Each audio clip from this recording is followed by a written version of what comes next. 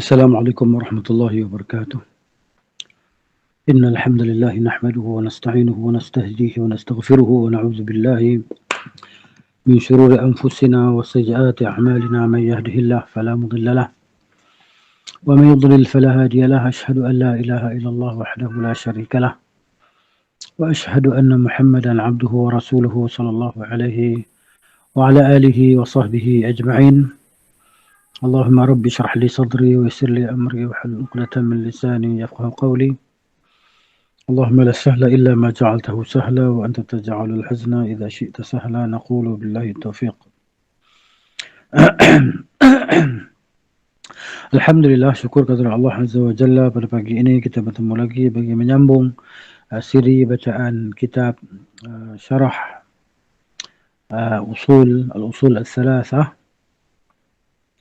syarah landasan, 3 landasan oleh Syekh Ibn Utsaimin rahimahullah ta'ala, syarahannya.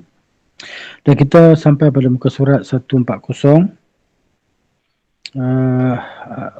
yakni 144 masih lagi dalam tajuk kenaan dengan rukun iman, yang mana beriman kepada Allah Ta'ala, kata Syekh, dia mengandungi 4 unsur. 4 unsur. Yang pertama kita sedang baca ni, iaitu beriman akan adanya Allah, beriman akan wujudnya Allah Subhanahu wa Ta'ala.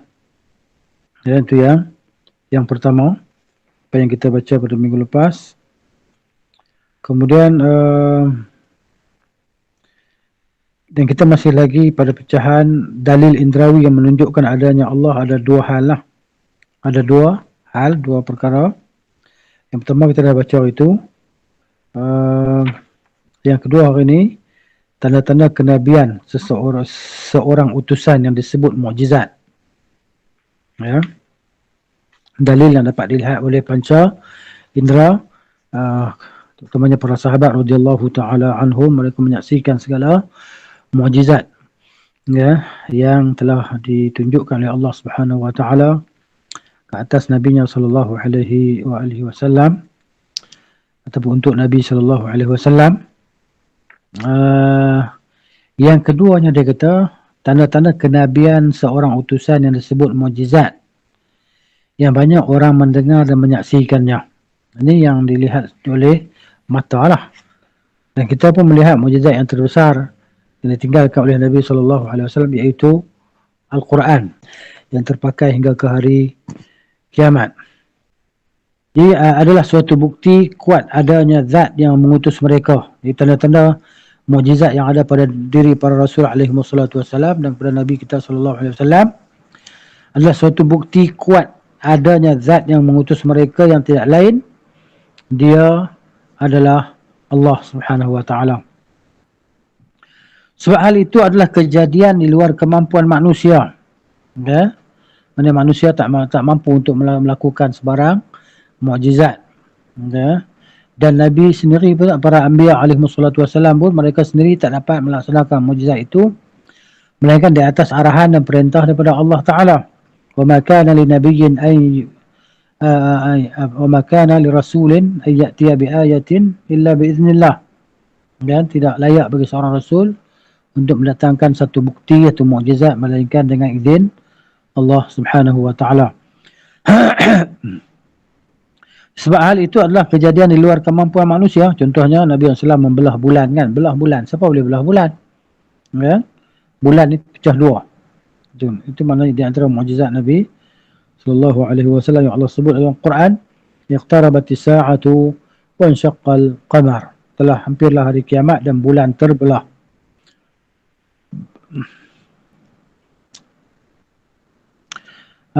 Diadakan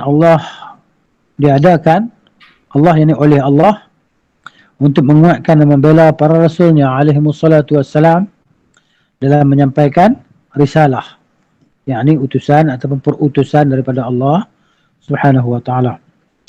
Sebagai contoh mukjizat Nabi Musa alaihi salam wa ala nabiyyina salawatullahi wasallamu, tak kala beliau diperintah memukulkan tongkatnya ke laut, kan, yakni laut merah tu kan, ketika dikejar oleh Firaun dan tenteranya,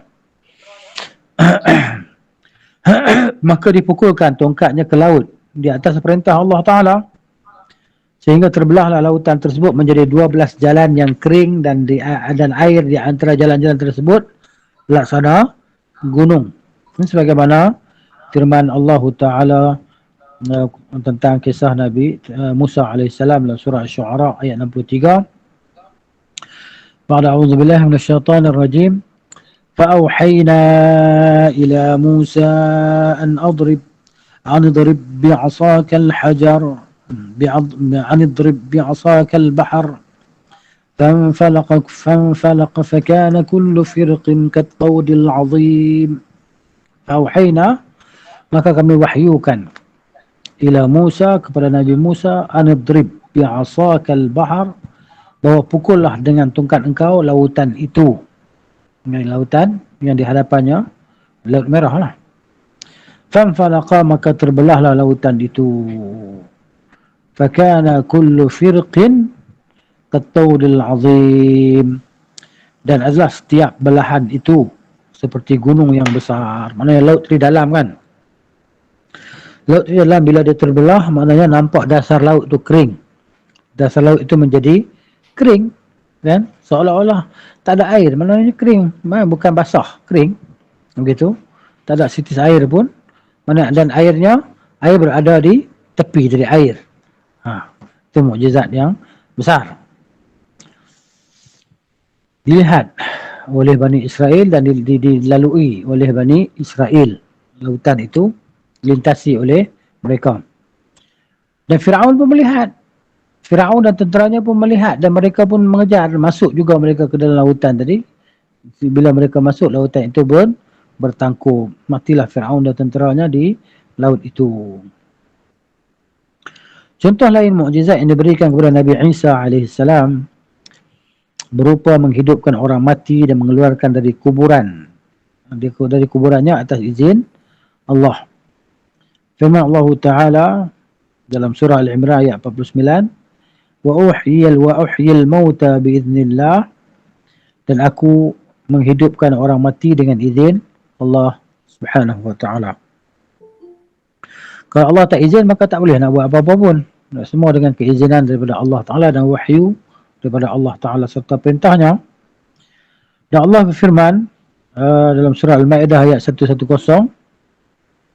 wa idh tukhrijul mauta biizni, dan ingatlah sewaktu kamu mengeluarkan orang mati daripada kubur menjadi hidup dengan seizinku, kata Allah. Ini mukjizat Nabi Isa AS dapat menghidupkan orang mati dengan izin Allah.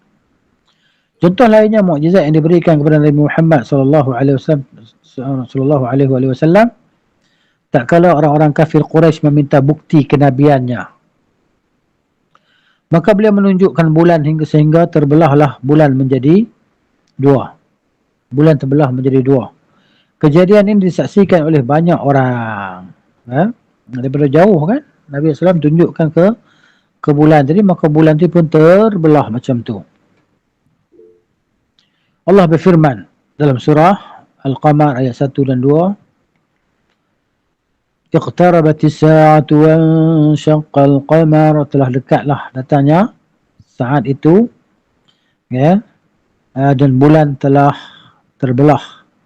Dan jika mereka orang-orang musyrikin, wa in yarau ayatan yu'radu wa yaqulu sihrun mustamir, dan jika orang-orang musyrikin melihat sesuatu tanda mukjizat itu mereka berpaling dan berkata ini adalah sihir yang terus menerus. Mereka menganggap itu adalah sihir yang dilakukan oleh Nabi SAW. Padahal mereka tahu Nabi itu bukan tukang sihir. Tanda-tanda yang secara nyata bisa disaksikan panca indera ini diberikan oleh Allah untuk menguatkan dan memenangkan para rasulnya alaihimussalatu wassalam. Jadi setiap rasul dibekalkan kepadanya mukjizat yang membuktikan bahawa mereka itu adalah utusan daripada Allah Azza wa Jalla yang tidak dapat dilakukan oleh makhluk biasa, oleh manusia biasa. Manusia biasa tidak mampu melakukannya, mukjizat tadi. Dan adapun sihir mereka berperantara jin, syaitan, dan mereka melakukan setiap masa. Tapi sihir ni maknanya Dia maknanya menutup pandangan manusia daripada melihat yang benar kepada melihat yang palsu. Itu sihir. Adapun mukjizat, dia adalah sesuatu yang zahir, nyata, dan ia adalah hakikat, bukan sesuatu yang macam bayangan, tipuan macam tu, bukan. Itu beza sihir dan mukjizat. Mukjizat tak dapat dilakukan bila dikehendaki oleh seorang rasul. Dia dilakukan dengan perintah dan wahyu daripada Allah Ta'ala. Itu mukjizat.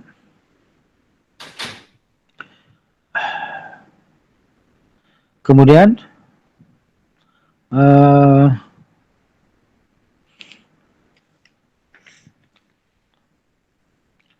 kedua, yang kedua, beriman kepada Allah mengandungi 4 unsur. Unsur yang kedua, mengimani rububiyahnya, rububiyah Allah Subhanahu wa Ta'ala.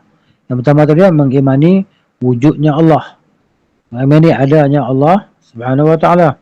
Yang pertama yang kita baca kemarin ataupun minggu lepas.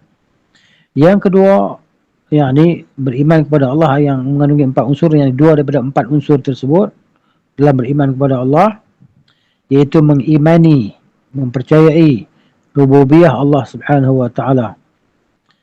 Artinya, dialah Rabb, Tuhan yang Maha Esa, yang tidak ada sekutu dan penolong baginya. Dia sahaja yang menciptakan, yang menguruskan, yang memberi, yang mematikan, yang menghidupkan, kan? Yang mendatangkan kebaikan, kan? Yang menghilangkan kemudaratan, yang menimpakan musibah. Rabb artinya zat yang memiliki hak menciptakan, berkuasa dan hak memerintah. Dia saja, kan? Segala kerajaan milik Allah Subhanahu wa Ta'ala, kan? Sebab tu Allah Ta'ala tanya di akhirat, limanil mulkul yawm lillahil wahidil qahhar. Milik siapakah kerajaan hari ini? Ini kerajaan di hari akhirat. Katakanlah dia maknanya adalah milik bagi Allah yang Maha Perkasa. Adapun di dunia, Allah Ta'ala beri peluang kepada manusia untuk memerintah antara satu sama lain. Sebahagiannya menjadi ketua atau pemerintah ke atas sebahagian yang lain. Jadi Rabb artinya zat yang memiliki hak menciptakan, berkuasa dan hak memerintah. Dan tidak ada pencipta yang hakiki, yang tidak ada penguasa yang mutlak, dan tidak ada yang berhak memerintah kecuali Allah Subhanahu wa Ta'ala. Jadi Allah Ta'ala menciptakan segala makhluknya, dan Allah menciptakan segala perbuatan makhluk. Contohnya kita ada pembuatan, contohnya kenderaan, pakaian, makanan, rumah dan sebagainya. Allah Ta'ala yang ilhamkan kepada kita untuk melakukan atau membuat perkara ini. Allah Ta'ala berfirman dalam surah Al-A'raf ayat 54, A'udzubillahi minasyaitonir rajim, ala lahul khalqu wal amru. Ingatlah, lahul khalqu, baginya, miliknya, al khalqu yakni penciptaan, wal amru dan pemerintahan. Jadi penciptaan dan pemerintahan itu hanya milik Allah Ta'ala sahaja, tidak ada sekutu baginya. Dan firman-Nya dalam surah Fatir, Allah Ta'ala kata, A'udzubillahi minasyaitonir rajim, dzalikumullahu rabbukum lahul mulk. Demikianlah Allah adalah Tuhan kamu semua, lahul mulku, baginya segala kerajaan. Milik Allah Ta'ala segala kerajaan. Tak kiralah kerajaan di langit ke, kerajaan di bumi ke, kerajaan kan, maknanya segala-galanya adalah milik Allah Subhanahu wa Ta'ala.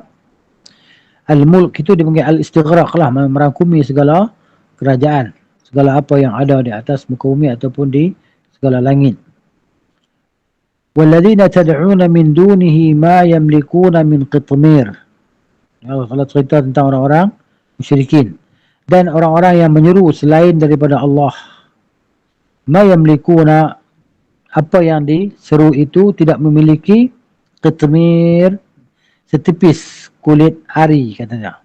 Maknanya kulit yang paling nipis lah. Macam gitu, kulit ari.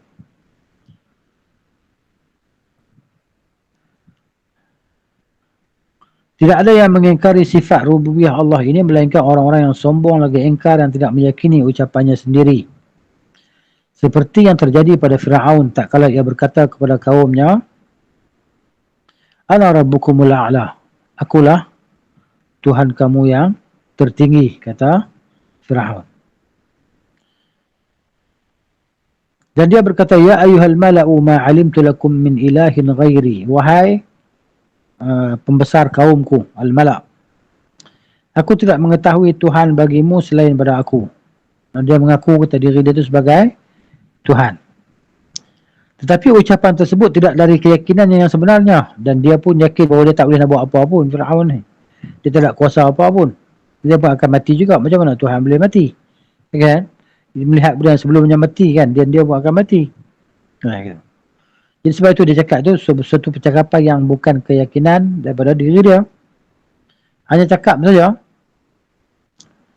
Dan Allah Ta'ala berfirman tentang apa yang terpendam dalam hati ataupun jiwa mereka. Wajahadu biha. Dan mereka mengingkarinya. Mengingkari dakwah seruan Nabi Musa alaihissalam, mengingkari ketauhidan, mengingkari keesaan Allah, kekuasaan Allah.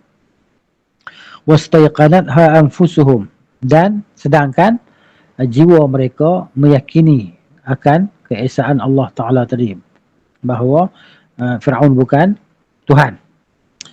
Zulman uluwa, dalam keadaan mereka tadi menzalimi dan sombong dan zalim.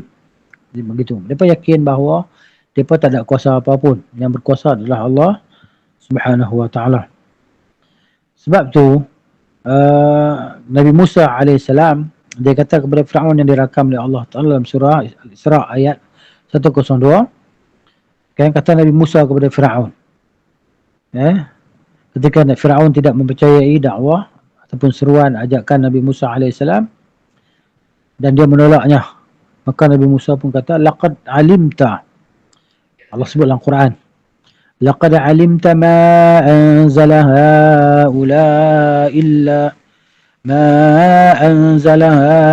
haula illa rabbus samawati wal ardi basair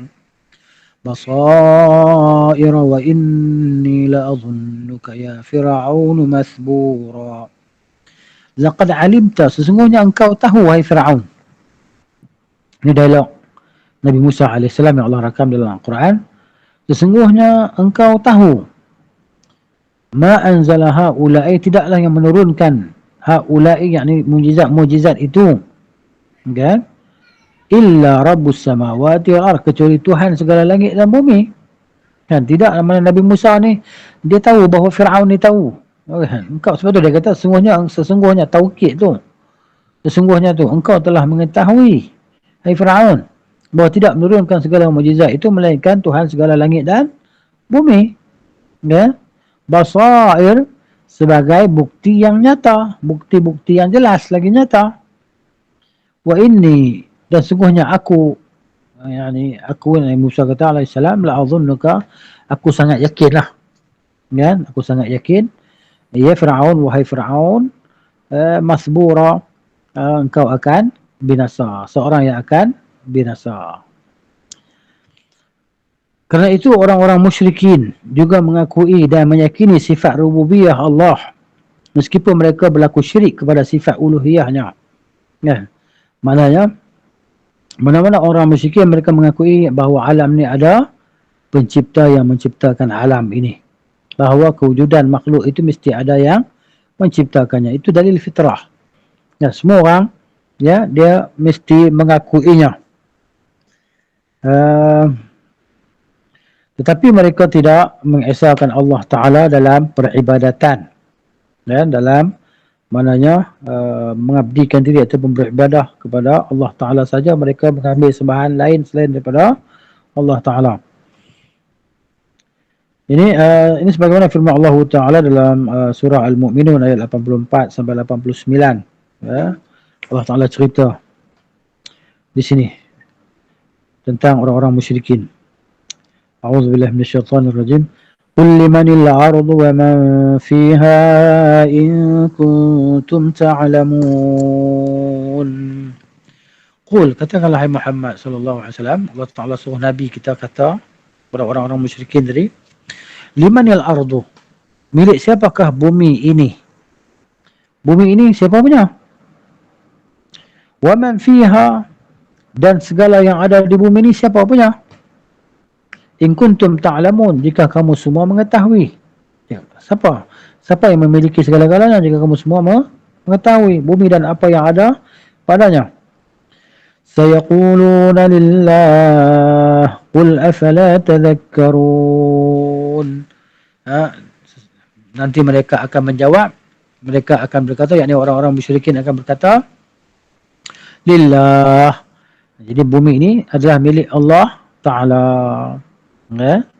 Jadi mereka mengakui, mempercayai akan kewujudan Allah Subhanahu wa Ta'ala.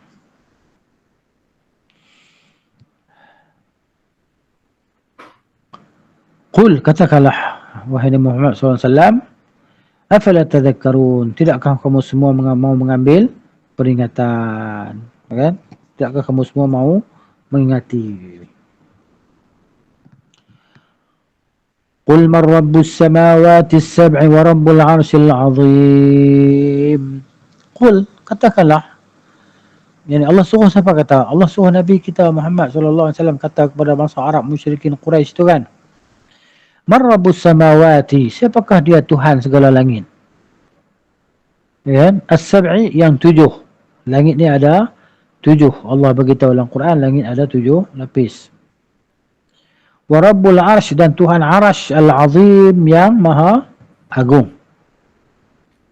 So dia, okay? Katakanlah kepada mereka, siapakah yang memiliki ataupun Tuhan segala langit yang 7 dan Tuhan Arash yang agung? Sayaquluna lillah, nanti mereka akan menjawab Allah Ta'ala punya, milik Allah. Ini jawapan yang Allah Ta'ala jawab tentang dalam diri yang terdapat, jawapan yang terdapat dalam diri orang-orang musyrikin. Allah Ta'ala jawab lah bahawa mereka ni akan jawab macam ni. Nanti mereka akan jawab lillah, milik Allah Ta'ala. Qul afala tattaqun, katakanlah kepada mereka wahai Nabi Muhammad SAW, tidakkah kamu semua mahu bertakwa? Ya. Qul man biyadihi malakutu kulli syai'in wa huwa yujiru wa la yujaru alaihi in kuntum ta'lamun. Qul, katakanlah hai Muhammad SAW, man biyadihi, siapakah di tangannya? Siapakah yang di tangannya malakutu kulli syai'in, kekerajaan segala sesuatu, malakut, kan? Wa huwa yujiru, dia yang memberi perlindungan dan tiada yang memberi perlindungan ke atasnya, wala yujaru alaihi, dia yang melindungi, tetapi tidak ada yang dapat dilindungi dari azabnya. In kuntum ta'lamun, jika kamu semua mengetahui. Sayaquluna lillah, Allah Ta'ala kata nanti mereka akan menjawab Allah, milik Allah segala kerajaan tadi kan. Dia yang melindungi, tidak ada yang dapat melindungi di atas daripada azab Allah. Qul fa anna tusharun, maka katakanlah kepada mereka, dari jalan manakah kamu semua ditipu? Allah Ta'ala sebutlah dalam Al-Quran tadi tentang jawapan-jawapan yang akan dijawab oleh orang-orang musyrikin daripada dalam diri mereka, kan? Sekiranya mereka menjawab dengan jawapan yang benar lah, itulah dia jawapannya, hujah yang telah ditegakkan. Begitu juga dalam surah Az-Zukhruf ayat 9, yang mana Allah Ta'ala berfirman, a'udzubillahi minasyaitonir rajim, وَلَئِن سَأَلْتَهُمْ مَنْ خَلَقَ السَّمَاوَاتِ وَالْأَرْضَ لَيَقُولُنَّ خَلَقَهُنَّ الْعَزِيزُ الْعَلِيمُ. وَلَئِن سَأَلْتَهُمْ, dan jika engkau tanya mereka. Tadi ayat mana? Ayat tadi Allah Ta'ala suruh Nabi kata dekat mereka. Dan Allah Ta'ala suruh Nabi tanya dekat mereka. Qul. Kan? Dan ayat ni pula Allah Ta'ala kata, dan jika engkau tanya mereka. Ya? Yang tadi Allah suruh. Yang ni Allah kata, dan jika engkau tanya mereka, Man khalaqas samawati wal arda, siapakah yang telah mencipta segala langit dan bumi? Layaqulunna, nescaya mereka akan menjawab. Ada dua taukid tu. Kan lam taukid depan tu layaqulunna dan nun belakang taukid thaqilah kan. Nescaya pasti mereka akan menjawab khalaqahunna telah menciptakan segala langit dan bumi tadi, al-azizu al-alim, oleh Maha Perkasa lagi Tuhan yang Maha mengetahui. Tuhan yang Maha Perkasa lagi Tuhan yang Maha mengetahui. Ini yang akan dijawab oleh orang-orang musyrikin. Kemudian Allah Ta'ala berfirman lagi dalam surah yang sama juga, surah Az-Zukhruf ayat 87. Walain sa'altahum, dan jika engkau tanya mereka, man khalaqahum, siapa yang menciptakan mereka? Adakah mereka wujud dengan sendirinya? Macam tu saja ada, tanpa ada yang menciptakan? Nanti mereka akan jawab, layaqulunna Allah, yang menciptakan mereka adalah Allah.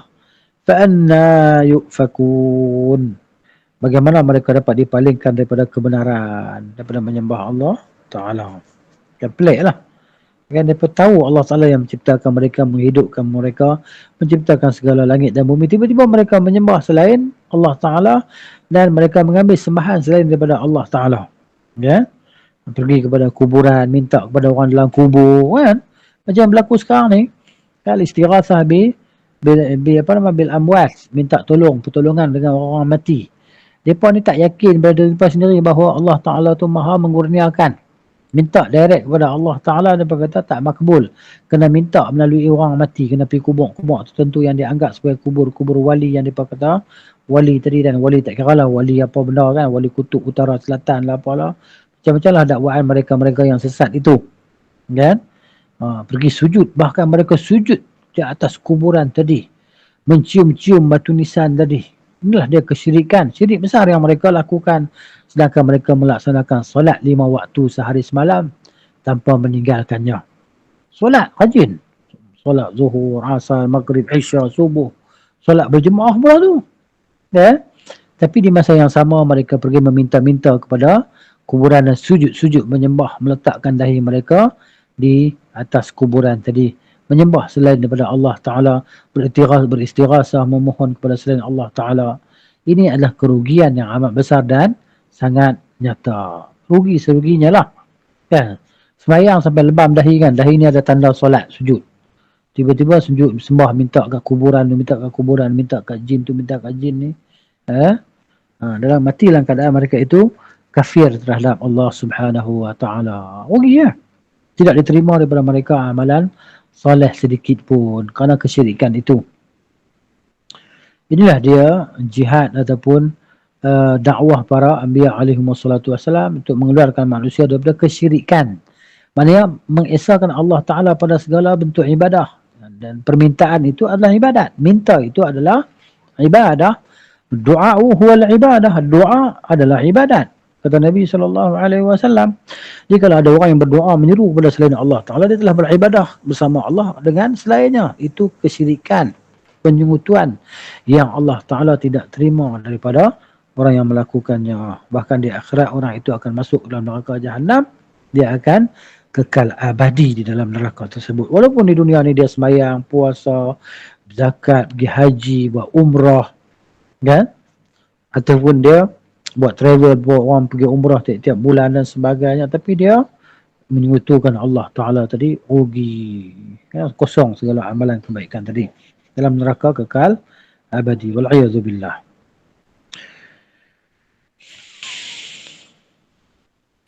Perintah Allah mencakup urusan alam semesta dan syariat. Ya, perintah Allah mencakup alam semesta ini dan juga syariat. Sebagaimana dia mengatur segala urusan dalam alam semesta sesuai dengan hikmah yang dikehendakinya. Contohnya matahari bergerak daripada timur ke barat setiap hari. Setiap hari matahari terbit di sebelah sana, tenggelam di sebelah sana, kemudian terbit pula, tenggelam pula, terbit pula, tenggelam, sampailah diperintahkan dia untuk terbit daripada mana, yakni daripada sebelah barat, daripada mana dia tenggelam, iaitu diperintahkan dia terbit matahari daripada sebelah barat. Itu tanda terbesar kiamat lah. Baik, jadi maknanya dia mengatur segala urusan dalam alam semesta sesuai dengan hikmah yang dikehendakinya. Ya, ada tempat yang Tuhan timpakan banjir besar. Ada tempat yang kering kontang, kemarau. Kan? Kemarau tidak ada air kan? Begitu. Jadi itu adalah pengaturan daripada sisi Allah Subhanahu wa taala. Sesuai dengan hikmah yang dia kehendaki. Maka dia pun sebagai penentu syariat di dalamnya, Allah yang meletakkan syariat. Jadi Allah Ta'ala suruh kita buat sembahyang macam ni, Allah Ta'ala suruh kita puasa macam ni, bilangan rakaat, cara puasa begini, jangan buat perkara yang membatalkan puasa, agar puasa di bulan ini, ya kan? Daripada waktu ini kepada waktu ini. Itu semua pengaturan daripada Allah Subhanahu wa taala. Ya? Dia yang penentu dalam penentu syariat di dalamnya, baik masalah ibadat maupun hukum-hukum muamalah sesuai dengan hikmah yang dikehendakinya. Barang siapa menjadikan penentu syariat selain Allah, maka dia telah menyekutukannya dan tidak mewujudkan keimanan kepadanya. Jadi maknanya siapa yang mengambil pensyariat, pensyariat atau yang mensyariatkan selain daripada Allah Ta'ala, maka dan dia telah menyekutukan Allah dan tidak beriman kepada Allah Subhanahu wa ta'ala. Sebab tu Allah kata, am lahum syuraka'u syara'u lahum minad dini ma la ya'zam bihillah. Am lahum syuraka'u, adakah mereka mempunyai sekutu-sekutu kan, syara'u lahum, yang telah membuat syariat untuk mereka. Maknanya apa yang tak diizinkan oleh Allah Subhanahu wa ta'ala. Jadi yang buat syariatnya, yang menurunkan syariat, yang memerintahkan syariat itu adalah Allah Subhanahu wa ta'ala semata-mata, dan kita melaksanakannya, mentaatinya tanpa mempertikaikannya. Dan Allah Ta'ala maha mengetahui hikmah segala sesuatu yang dia ciptakan dan dia perintahkan. Baik, ketiganya, yakni unsur yang ketiga dalam beriman kepada Allah Ta'ala adalah beriman kepada uluhiyahnya, keesaannya.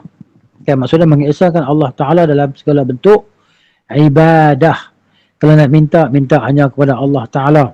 Habis itu minta kepada duit kepada makhluk. Jadi minta kepada makhluk ni sesuatu yang makhluk mampu laksanakan. Contohnya minta duit ke, minta hulurkan barang ke, hulurkan makanan ke, minta tolong masakkan, buat masakan ke apakah.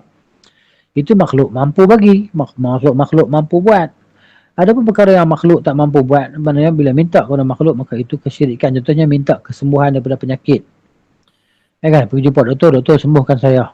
Maknanya doktor sendiri pun sakit, tak dapat nak sembuhkan diri dia, macam mana nak sembuhkan kita? Itu satu kesyirikan. Minta sesuatu yang makhluk tak mampu nak beri. Minta nyawa dekat makhluk. Tak nyawa, minta sambung nyawa. Ya kan? Ini kesyirikan kepada Allah Ta'ala.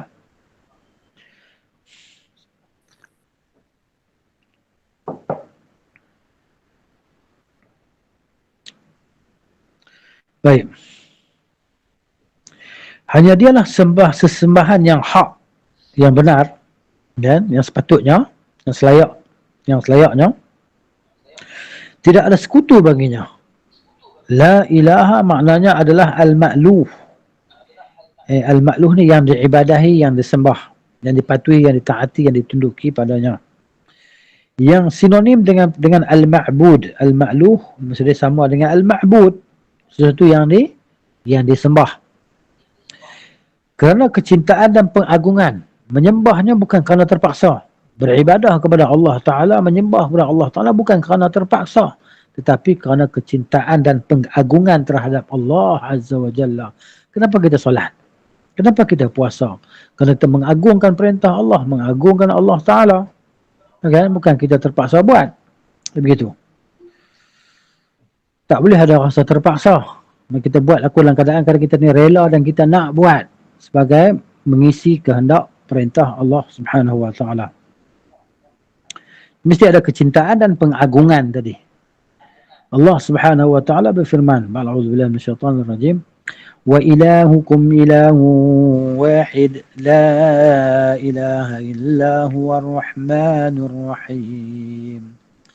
Dan Tuhan kamu adalah Tuhan yang satu, Tuhan yang esa.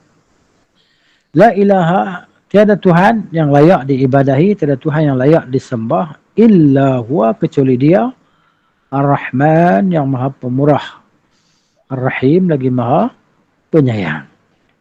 Ya, maha murah lagi maha penyayang. Allah tadi. Ini sifat Allah Subhanahu wa taala yang Allah puji diri dia sendiri, yang Allah sebut diri dia sendiri dalam ayat ini. Allah juga berfirman, a'udzubillahi minasyaitonir rajim, syahidallahu annahu la ilaha illa huwa wal malaikatu wa ulul ilmi qa'iman bil qist. La ilaha illa huwal azizul hakim. Allah menyatakan bahawasanya tidak ada sembahan yang hak, yang sebenarnya melainkan Dia. Jadi kalau Allah tak bagi tahu, kita tahu ke? Kita tak tahu. Kalau Allah tak bagi tahu, maka kita tak tahu. Jadi Allah bagi tahu kepada kita berperantara rasulnya, utusannya, ya, yang menjadi orang tengah di antara kita dan Allah Ta'ala. Datang Rasul untuk memperkenalkan Allah kepada kita.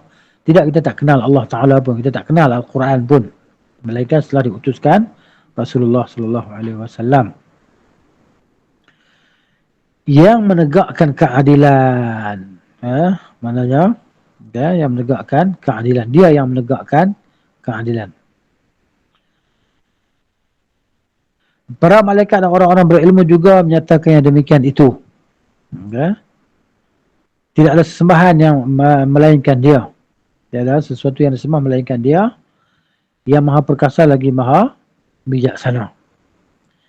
Setiap yang dituhankan, yang diibadahi, yang disembah selain Allah, kan, ketuhanannya adalah batil, salah, tak betul.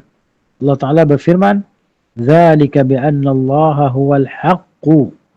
Demikian itu sesungguhnya adalah Allah, dialah yang sesembahan yang hak. Ya. Wa anna ma yad'una min dunihi, dan apa yang mereka seru, yang mereka doa, panggil, minta selain daripada Allah Ta'ala itu, huwal batil, adalah batil, salah. Wa anna Allah huwal aliyyul kabir, sesungguhnya Allah Ta'ala maha tinggi lagi maha besar.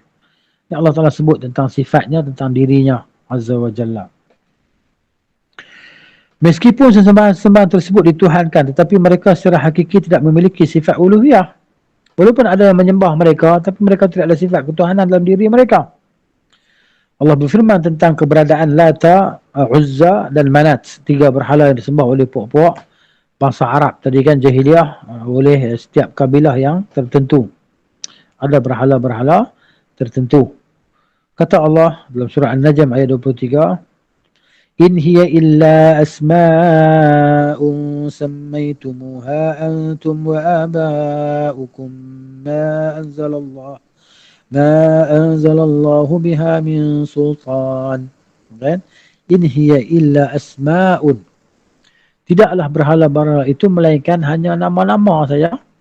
Kan? Sammaytumuha, yang kamu semua letakkan nama padanya, antum, kamu, wa aba'ukum, dan datuk nenek kamu.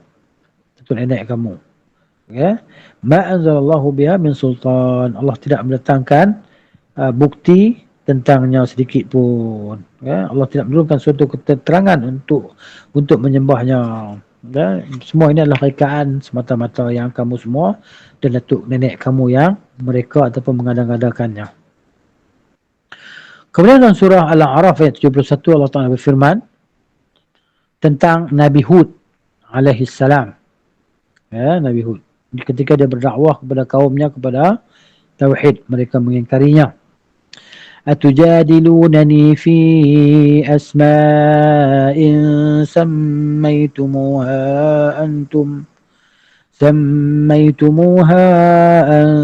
wa aba'ukum ma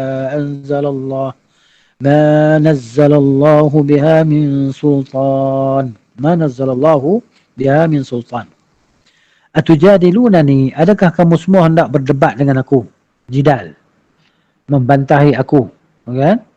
Fi asma'in, tentang nama-nama berhala, sammaitumuha, yang kamu semua letakkan nama pada berhala-berhala itu. Kamu buat berhala-berhala itu, kemudian kamu letakkan nama padanya, kamu reka. Ya? Antum wa aba'ukum, kamu dengan datuk nenek kamu, sama ya? Kamu semua dan datuk nenek kamu. Nama-nama itu. Ma nazzalallahu biha min sultan, yang Allah tidak turunkan dengannya daripada keterangan ataupun hujah. Kamu semua reka sendiri saja. Ini bantahan Nabi Hud alaihissalam terhadap kaumnya. Dan Allah Ta'ala berfirman tentang perkataan Nabi Yusuf alaihissalam kepada kedua temannya yang di dalam penjara kan. Kan bila dia masuk penjara Nabi Yusuf. Yang Allah Ta'ala cerita dengan secara detail dalam surah Yusuf. Kisah Nabi Yusuf alaihissalam daripada dia ni kecil kan. Sampai dia mula-mula Allah Ta'ala cerita kata dia ni dia bermimpi. Allah datangkan kepada dia tadi bermimpi bahawa dia melihat 11 planet itu kan sujud kepadanya kan. Mana ayah dia kata jangan ceritakan kepada saudara-saudara engkau nanti mereka akan buat pertanyaan buruk terhadapmu. Itulah kisahnya. Akhirnya sehingga mereka ni cemburu kuat terhadap Nabi Yusuf alaihissalam dan mereka membawanya lalu mereka campaknya ke dalam perigi lah. Dalam satu perigi. Akhirnya cerita sampai Nabi Yusuf ni duduk di dalam istana dan akhirnya dipenjarakan dengan sebab fitnah tadilah. Fitnah isteri Al-Aziz tadi bahawa dia dipenjarakan. Kemudian dalam penjara dia menemui 2 orang. Maka 2 orang tadi mereka melihat Nabi Yusuf AS adalah seorang yang perwatakan yang baik, yang saleh. Maka mereka ni bermimpi. Dia bertanya kepada Nabi Yusuf tentang takwil mimpi. Maka Nabi Yusuf mentakwilkan mimpi mereka berdua. Jadi dalam perbualan mereka, Nabi Yusuf AS berdakwah kepada Allah Ta'ala menjelaskan tentang ketauhidan, tentang pengesaan terhadap Allah Ta'ala. Maka dia pun tanya soalan tadi, istifham lah. Istifham yang ingkari lah, dia tanya tapi mengingkari jawapan yang akan dijawab tadi. Dia panggil istifham, ingkari.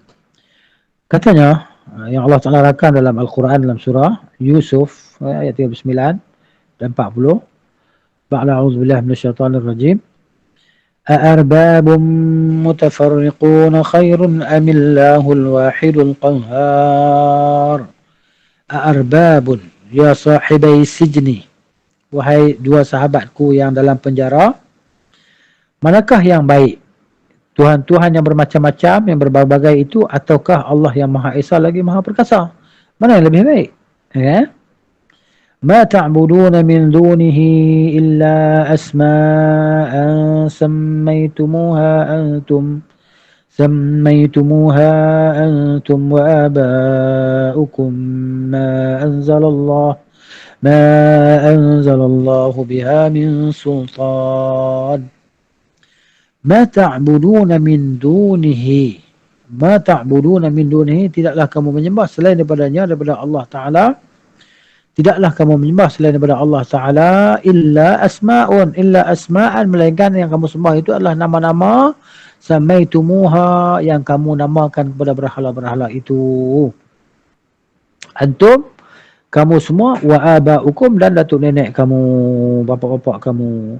Ma anzalallahu biha min sultan, Allah tidak turunkan dengannya daripada bukti dan keterangan. Kamu semua reka sendiri, ya.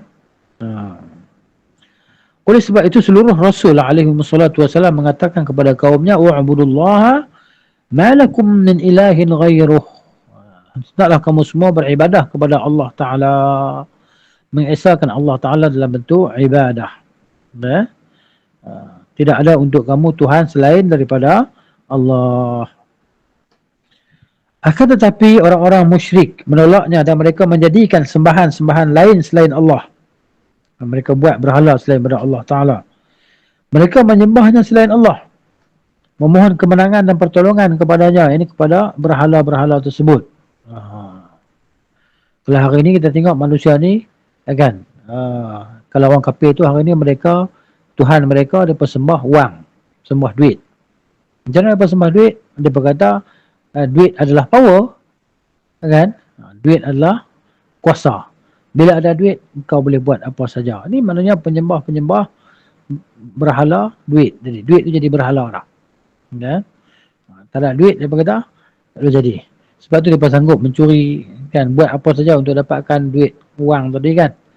Kerana itu adalah Tuhan yang mereka sembah. Wal'iyadzubillah. Allah menganggap batil penyembahan orang-orang musyrik terhadap sembahan tersebut dengan dua argumentasi yang rasional, maksud dia dua hujah yang jelas lah, yang logik lah, yang masuk akal. Pertamanya, Tuhan-Tuhan tersebut tidak memiliki sedikit pun sifat uluhiyah. Sifat ketuhanan tak ada pun. Maknanya, apa sifat ketuhanan yang ada pada dia sehingga dia tu boleh disembah? Dia tak boleh nak buat apa pun. Kalau lalat singgah di hidung dia, kan? Dia tak boleh nak tepis pun lalat ke hidung dia. Macam mana dia nak tolong orang lain? Tapi jadi ni tak ada akal. Tak menggunakan akal fikiran mereka yang waras dalam menilai dan berfikir tadi. Sembah berhala. Kan? Kristian pun menyembah Nabi Isa AS.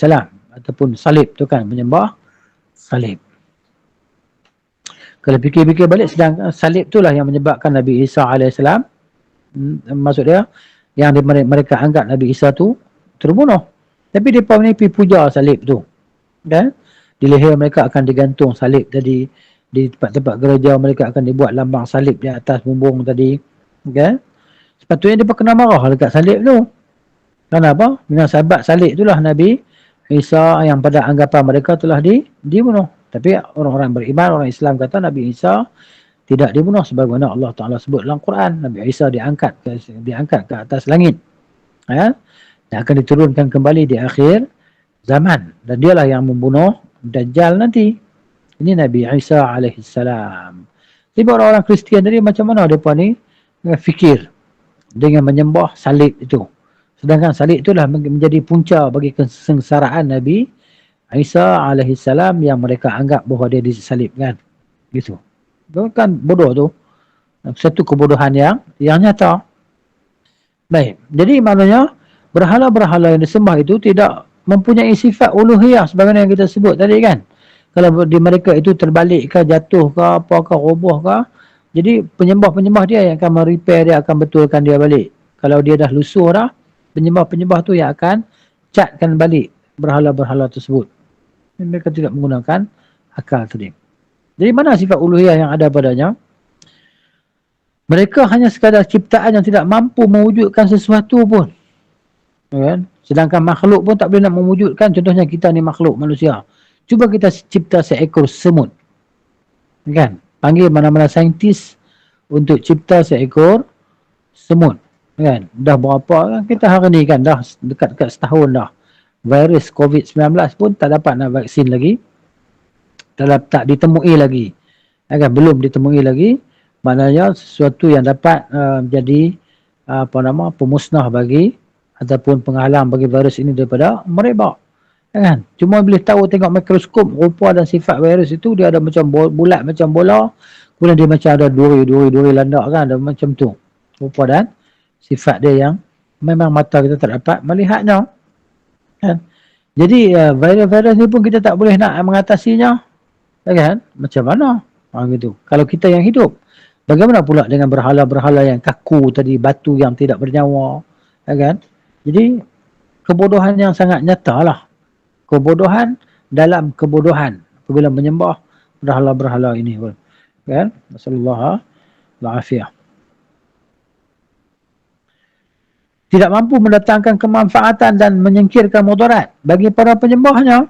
Kan? Penyembah dia dalam keadaan kesusahan, kesempitan, memohon kepada berhala-berhala tadi, berhala tadi tak dapat nak bagi pertolongan pun. Tidak mampu menghidupkan atau mematikan penyembahnya. Nak bagi hidup tak boleh, nak matikan pun tak boleh. Serta tidak memiliki sedikit pun kekayaan di langit maupun di bumi dan tidak memiliki andil, yang ni bahagian di dalamnya, dalam penciptaan langit dan bumi. Allah Ta'ala berfirman dalam surah Al-Furqan ayat 3, A'udzubillahi minasyaitonirrajim. وَاتَّخَذُوا مِن دُونِهِ آلِهَةً لَا يَخْلُقُونَ شَيْئًا وَهُمْ يُخْلَقُونَ وَلَا يَمْلِكُونَ لِأَنفُسِهِمْ ضَرًّا وَلَا نَفْعًا ولا يملكون موتا ولا حياة ولا نشورا. وَاتَّخَذُوا مِن دُونِهِ, dan mereka mengambil daripada selainnya sebagai sembahan, alihatan, sebagai Tuhan yang disembah. La yakhluquna syai'an, sedangkan yang disembah itu alihah tu yang disembah itu tidak menciptakan sesuatu, tidak boleh menciptakan apa-apa pun. Wahum yukhlaqun, sedangkan mereka yang diciptakan, yang dibuat oleh penyembah mereka. Wala yamlikuna li anfusihim, dan mereka tidak memiliki, berhala-berhala itu tidak memiliki untuk diri mereka sendiri darran, kemudaratan, tidak boleh memberi mudarat, wala naf'an, dan begitu juga tidak boleh memberi manfaat, sama ada untuk diri mereka dan untuk orang lain, untuk penyembah mereka. Wala yamlikuna mautan, dan mereka tidak memiliki mautan untuk mengambil nyawa ataupun mematikan, tidak boleh mematikan, wala hayatan, tidak boleh menghidupkan, ya, wala nusyura, dan mereka tidak boleh membangkitkan, menghimpunkan makhluk tadi.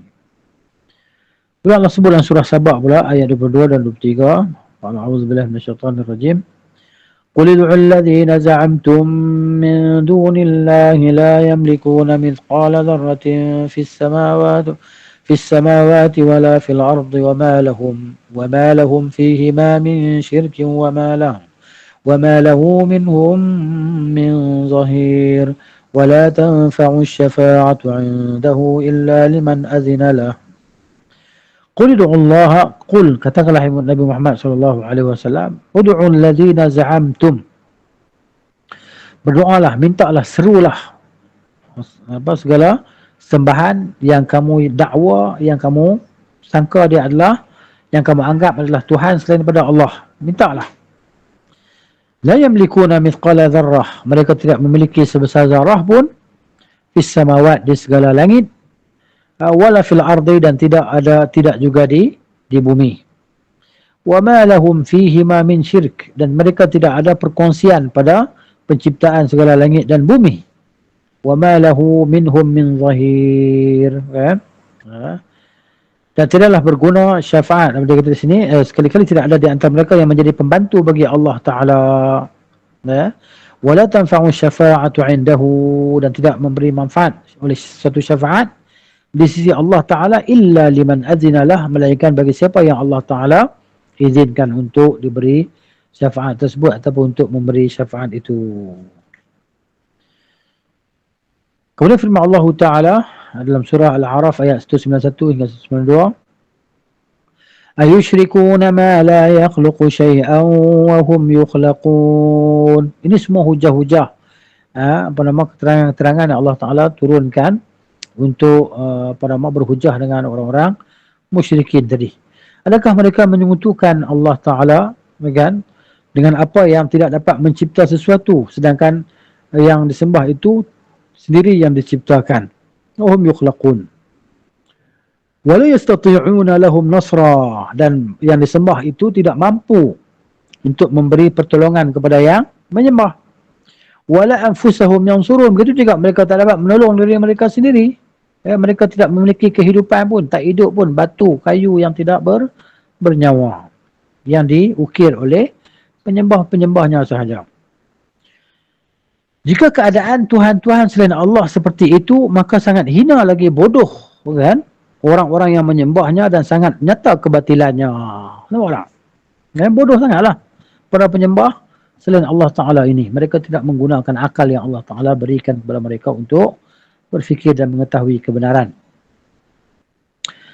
Yang kedua, orang-orang musyrik mengakui hanya Allah yang maha pencipta, yang di tangannya kekuasaan segala sesuatu. Dialah yang menolong makhluknya tanpa ada yang membantunya. Ini sebenarnya secara tak langsung berarti keharusan dan kemestian. Keharusan yang kemestianlah mengesahkan Allah dalam sifat uluhiyahnya, serta pengakuan seperti pengakuan mereka terhadap sifat rububiyah Allah Ta'ala. Allah berfirman dalam surah Al-Baqarah ayat 21 dan 22. A'udzubillahi minasyaitonir rajim. يا أيها الناس اعبدوا ربكم الذي خلقكم والذين من قبلكم لعلكم تتقون. Wahai sekalian manusia, hendaklah kamu semua beribadah. Wa'budu, beribadah hanya kepada Tuhan kamu yang telah menciptakan kamu dan yang menciptakan orang-orang yang sebelum kamu. Semoga kamu semua jadi orang-orang yang bertakwa. الذي جعل لكم الأرض فراشا والسماء بناء وأنزل من السماء ماء فأخرج به من الثمرات رزقا لكم فلا تجعلوا لله أندادا وأنتم تعلمون. Allah allazi ja'ala lakumul arda, Allah yang telah menciptakan, menjadikan untuk kamu bumi. Bumi ini firasyan sebagai hamparan, bumi sebagai hamparan. Was-samaa'a dan langit. Was-samaa'a langit, binaan sebagai binaan. Wa anzala minas samaa'i, dan Allah yang turunkan daripada langit ma'an, air. Allah turunkan air dari langit. Fa akhraja minas samarati, dan dia yang keluarkan dengan air itu minas samarati, pada segala buah-buahan. Rizqan lakum, sebagai rezeki untuk kamu. Fala taj'alu lillahi, maka janganlah kamu jadikan bagi Allah Ta'ala itu anda dan sekutu-sekutu, ya, sembahan-sembahan. Wa antum ta'lamun, sedangkan kamu semua mengetahui. Jangan kamu jadikan sekutu bagi Allah sedang kamu semua mengetahui. Baik, seterusnya firman Allah Ta'ala kita akan sambung lagi lah insyaAllah pada kelas yang akan datang. Jadi di sini cerita berkenaan dengan dalil-dalil Al-Quran dan hujah-hujah Al-Quran terhadap orang-orang musyrikin, yang mana Al-Quran mendedahkan apa yang ada dalam diri mereka tentang kebodohan mereka sendiri, yang mereka ni menyembah sesuatu yang akal mereka sendiri mengakui bahawa sembahan itu adalah sesuatu yang tidak berkuasa, tidak mampu menciptakan, bahkan tidak mampu untuk menjaga diri dia sendiri pun, dan tidak bernyawa pun. Kan? Ini nak cerita tentang kebodohan orang-orang musyrikin yang tidak mau menggunakan akal yang waras. Walaupun mereka ini bijak dalam teknologi bidang-bidang tertentu, tapi dalam bab akidah, bab ketuhanan, mereka ni bodoh, tak mau berfikir. Allah Ta'ala suruh mereka berfikir untuk mengenal keesaan Allah Ta'ala, tapi mereka tidak mau berfikir. Kan? Jadi begitulah dia keadaan orang-orang musyrikin. Maka cukuplah sampai di sini. Yang baik dari Allah Subhanahu wa taala, kesilapan itu daripada saya dan kejahatan syaitan. Aqulu qawli hadza astaghfirullah al-azim li wa lakum wa li sairil muslimin wal muslimat. Nastaghfiruhu innahu huwal ghafurur rahim. Subhanakallahumma wa bihamdika asyhadu an la ilaha illa anta astaghfiruka wa atubu ilaik. Wallahu ta'ala a'lam. Jazakumullahu khairan. Assalamualaikum warahmatullahi wabarakatuh.